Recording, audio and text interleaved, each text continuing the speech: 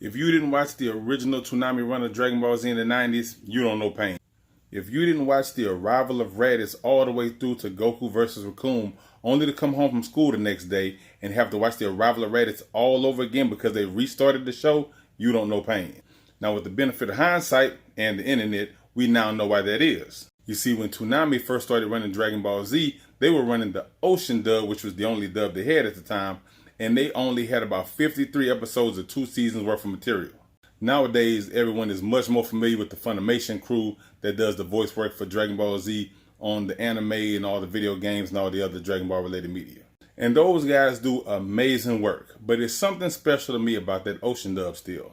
Maybe it's because that's the first version of Dragon Ball Z I was introduced to.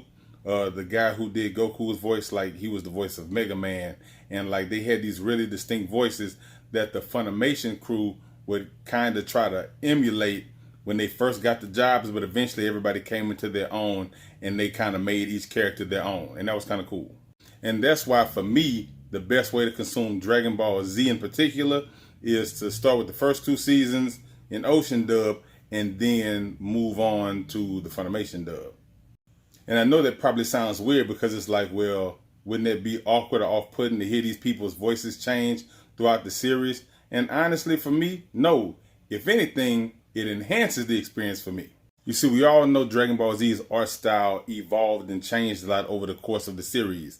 The way people are shown and drawn in the, let's say, the Saiyan saga compared to the Buu saga is very different. And you can kind of see that change happen gradually over time. And we know that there were like real world factors for that, dealing with the various studios and everything. But for me, it always felt like the characters aging and maturing. That's how I like to look at it. So the same way the art style would change and I would mentally interpret that as the characters just getting older and the world expanding, I felt the same way about the voice acting too. When you start off with the Ocean dub and then it changes during the Namek material to the Funimation actors, I kind of looked at it like the characters kind of aging and growing up, even though a lot of these characters are already grown, but it felt like they were just getting older.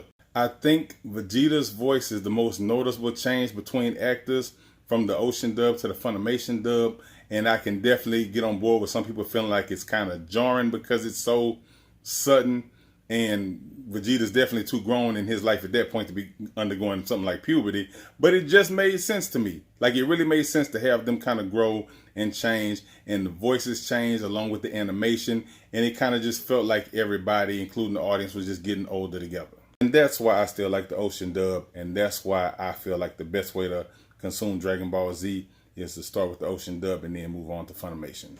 But what do you guys think? What is your take on it? How can this be? I don't understand. I'm a super elite. That does it. That's it. This planet is history.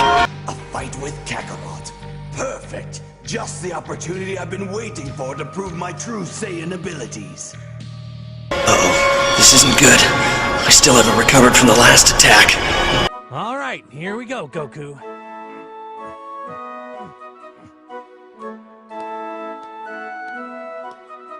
Which one will it be?